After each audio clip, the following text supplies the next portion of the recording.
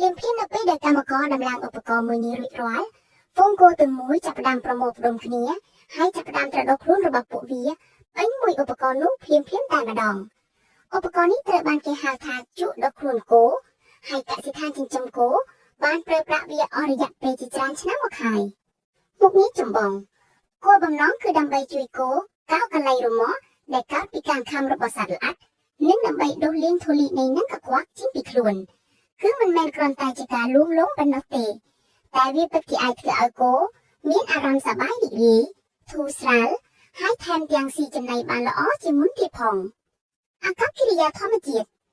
នៅក្នុងធម្មជាតិគោតែងតែត្រដុសខ្លួនរបស់វានឹងដើមឈើនិងថ្មដើម្បីសម្អាតខ្លួនតួនាទីនៅក្នុងក្រោលគោជក់ដុសខ្លួននេះគឺជាវត្ថុជំនួសដែលជួយឲ្យគោអាចរក្សាអនាម័យខ្លួនប្រាណ